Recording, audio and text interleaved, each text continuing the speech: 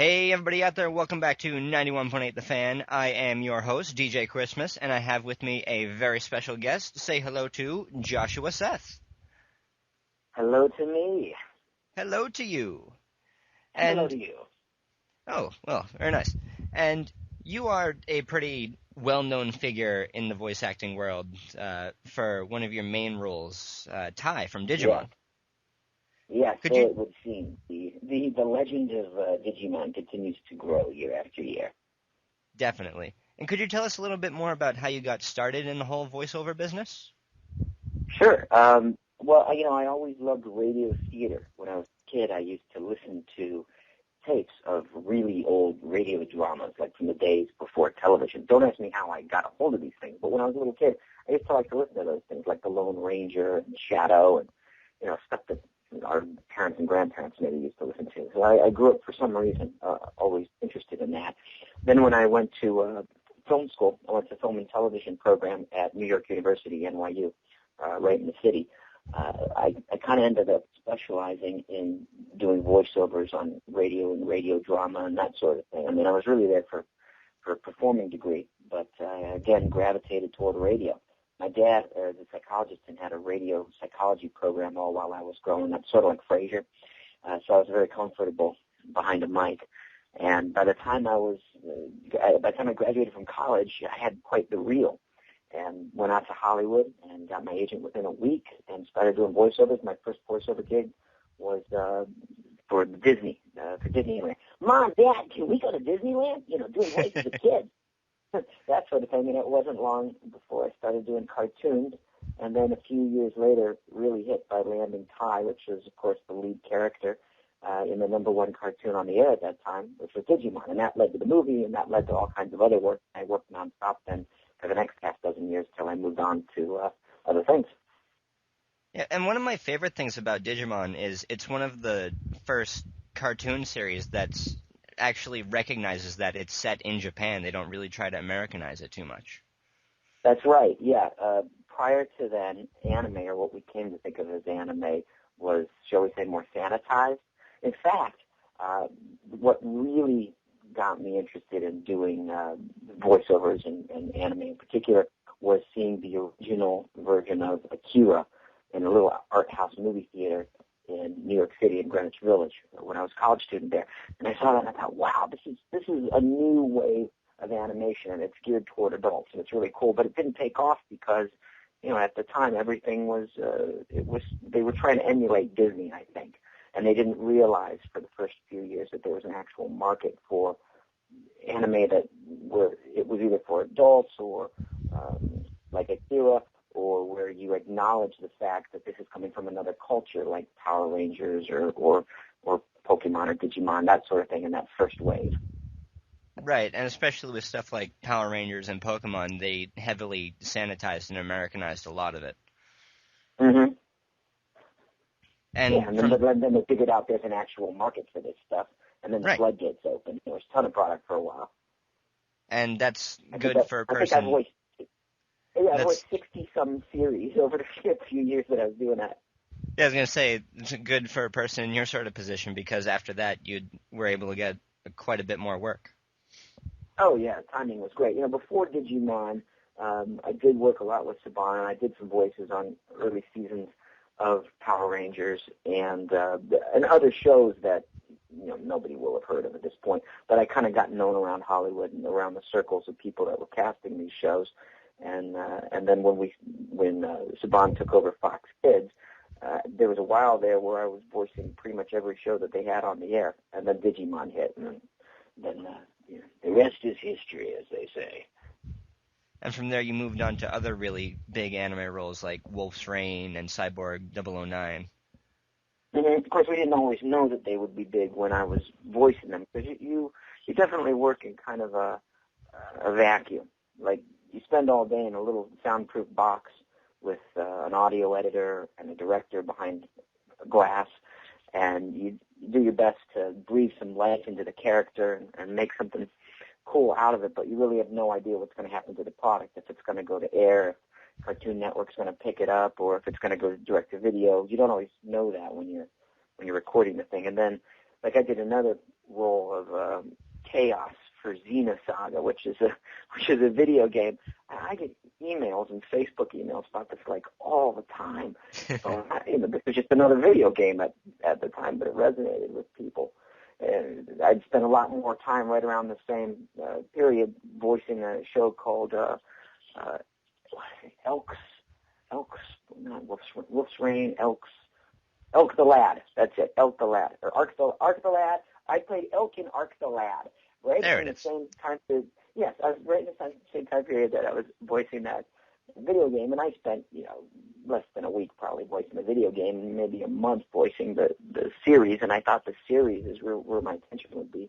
Years later, everybody remembers that particular video game. So you don't know what life these things will have later. I just try to do your best to make them full of passion and vigor and make them interesting. While you're on mic doing them. Right, and you play a lot of happy, upbeat characters. Does that sort of emulate your own personality?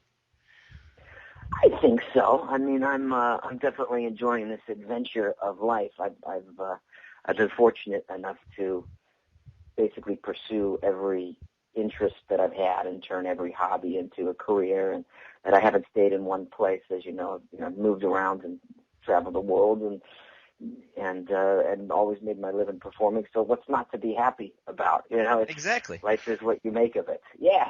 So I think that's endemic in my personality. Now, sometimes I have turned that, let's say, energetic personality toward the dark side by playing Young Knives in Trigun, or my favorite role other than Tai, which would be Tetsuo in Akira when they revised Akira.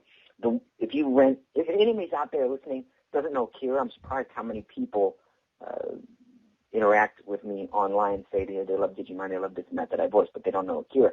Akira is like the most astounding thing I've done, and when they called me and asked me to voice the lead in it, considering it was the first thing that I'd ever seen anime-wise, everything just came full circle, and it was real amazing project to be involved with. And the rumor is that DiCaprio has actually bought the rights to doing a live-action version of Akira, so you should definitely check that out. I haven't had the chance to see Akira yet, but it is high See, up that's on... what I'm saying. But I can't believe how many people haven't seen this. Yeah, I play like not a nice person.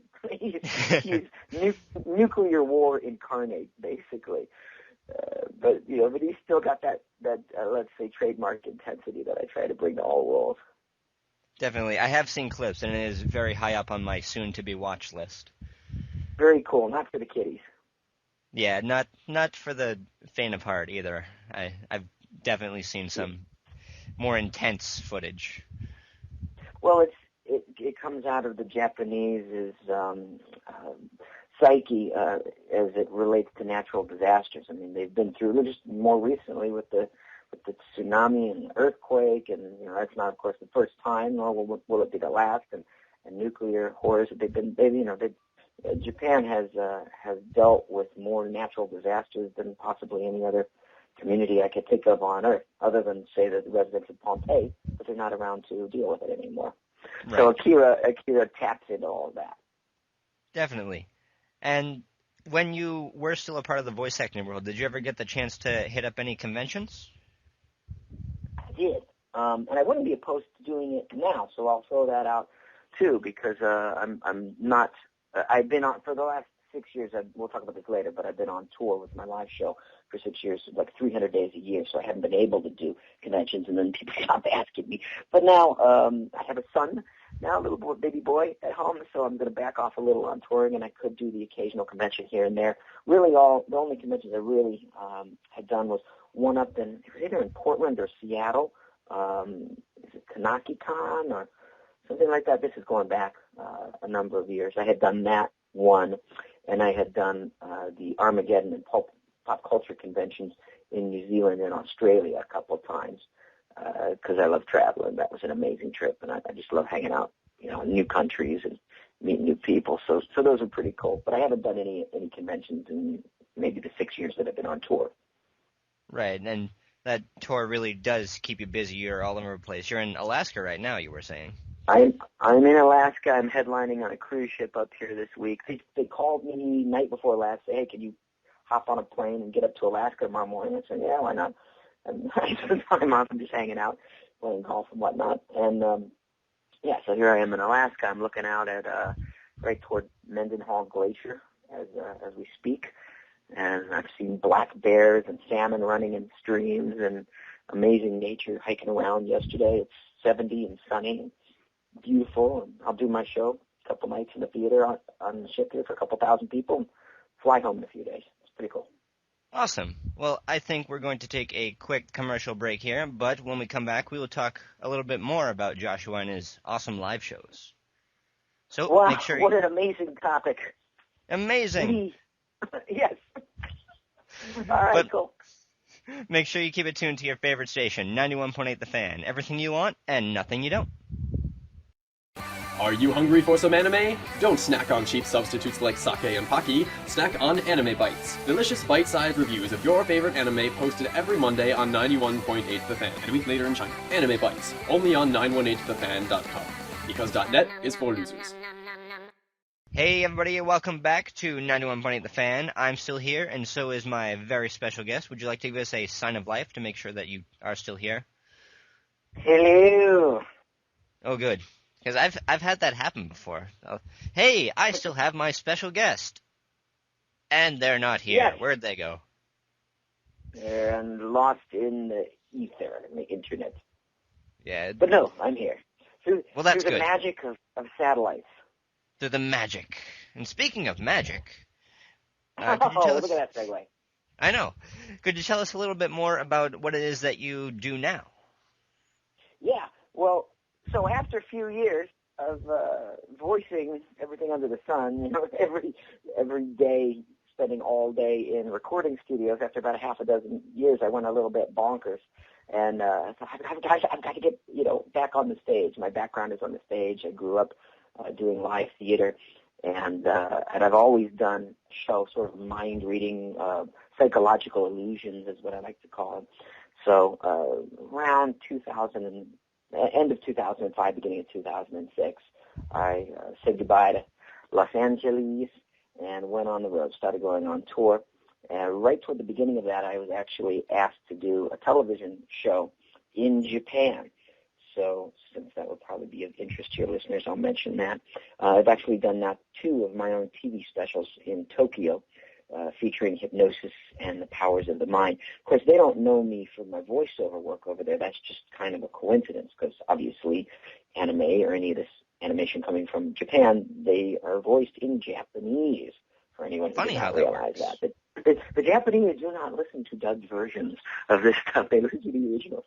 So it was just a coincidence that I was asked to do these TV shows over there, and I said, "Gee, are you aware that I voice all your product over here?" And they said, "No, I think you're very, very good hypnosis. We want to make a good TV." So I went over there and I hypnotized people, do all kinds of crazy things, and like 10 million people, something like that, watched my first TV special as prime time over there, and then they asked me over the next year, in 2006, I did another one. And then I used that footage to help launch my touring career in the United States and beyond. And I actually do theaters and colleges all over the United States. And if you're interested in coming to see me live at a show, just throw that out there. Just go to my website, my main website rather, which is joshuaseth.com. The show's called Beyond Belief, but my website's joshuaseth.com, JOSHUASETH.com. And you can see the tour schedule there, or you could sign up for the list once a month. I update the tour schedule to everybody. And, you may be able to see me live someday doing magic, reading minds. I do throw out a couple of voices and mention that part of my career in there because there's always some people in the audience that bring DVDs or whatever for me to sign. And by the way, if we're talking off mic about that, if anybody's under the misimpression that I won't sign autographs or whatever, I don't know how this stuff gets started, but I'm always happy to sign autographs. If you see me at a show or whatever, whatever you bring, I'd be happy to sign it, take pictures, whatever. It's just sometimes I get these emails from people asking if they can send me stuff to sign, and I'm nowhere where you could send it because I'm on tour for 10 weeks and then home for a week and I have a million things to do, and sorting through mail that is boxes and boxes of mail that come in anyway it's very challenging. So it's not that I won't sign autographs. It's just much easier if I'm if I'm live at a show and I see you, as opposed to having you try to mail something to me where I am. Wherever I am on the road. It's been a nonstop tour for 5 or 6 years, so it's a little hard to keep up with that, with mail requests. Definitely. So, lesson learned, if you want Joshua to sign stuff, make sure you go to one of his shows and have a good time. Go to a show. Yeah, I've done shows in almost every state in the United States now, and over 30 countries as well. And this fall, I'll be doing, so far we've got 27 shows in 30 days, booked from mid-August to mid-September this year at colleges all over the country, everywhere from Wyoming to California to Florida to Texas to Massachusetts and Vermont and New York and Ohio and Pennsylvania and Michigan. I know all those states are already on the books. Arkansas, even. I'm all over the place doing this show, so it's always a possibility.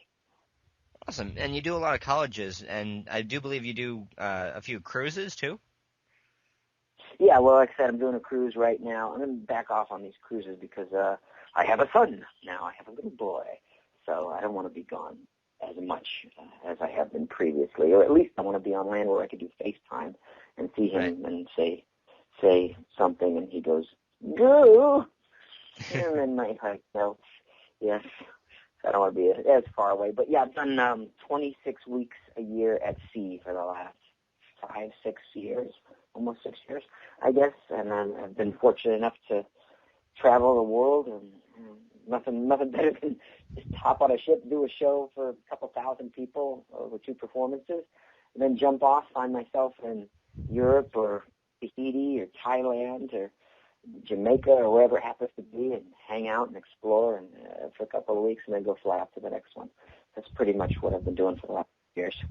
For anybody that thought I had just dropped off the face of the earth voiceover-wise, or didn't understand, well, how could he leave voiceovers? Why would he not want to stand in a little soundproof booth the size of my closet all day long, speaking into a mic with no audience feedback? This is why. I'm a little curious. Have you ever gotten seasick on any cruises?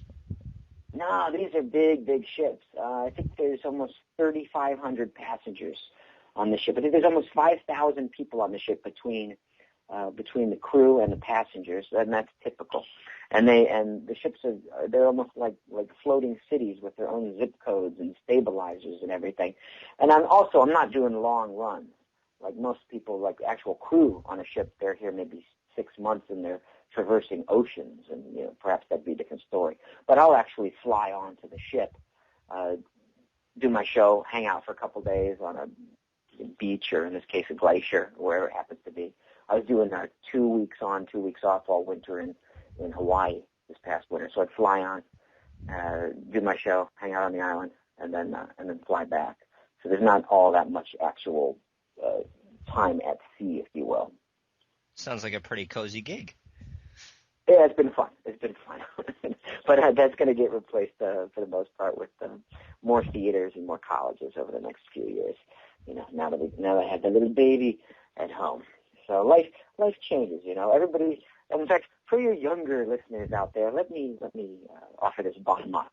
Everybody says, "Oh, kid, go live your dreams," which is, it's true. Life can be anything you make of it. You just have to identify what you want. So, but what they don't tell you is it's okay if the dream changes. Like what you think of as cool or fun or something that you'd want to do when you're 20 years old is going to be different when you're 30. When I was 20 years old, I wanted to voice cartoons, and I went out and I did it, and it was awesome. And now that I'm a few years older, it's like, well, I want to do theater, so just go out and do that. So just flexibility is strength. Identify what you want and be flexible enough to change it, and life can be pretty sweet, in my experience. Definitely.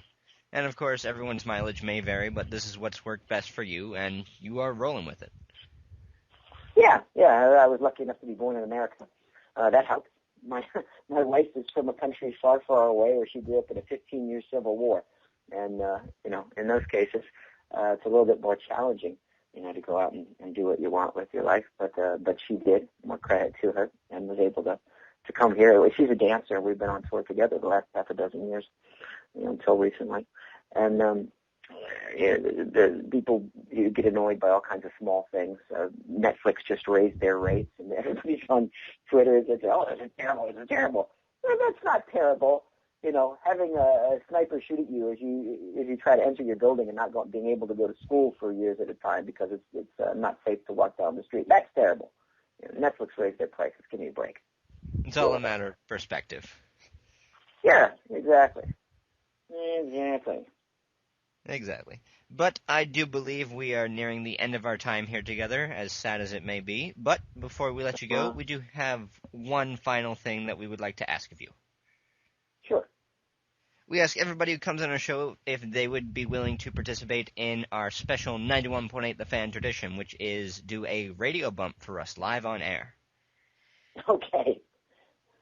And all we ask you to do is say, my name is, you insert your name, I do this, you can be as broad or specific as you like, and you're tuned into 91.8 The Fan. All right, here we go. All right, take one. This is Joshua Seth, the voice of Ty from Digimon, and you're tuned into 90. Oh, I forgot the call letters. Was it 91.8? 91.8. That's no good. Yeah. And you're tuned into. Hey, this is Joshua Seth, the voice of Ty from Digimon, and you're tuned into 91.8 The Fan.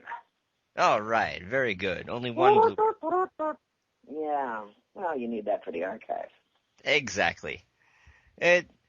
People better than you have messed up worse, so no need to worry there. Thanks for the reassurance. I appreciate it.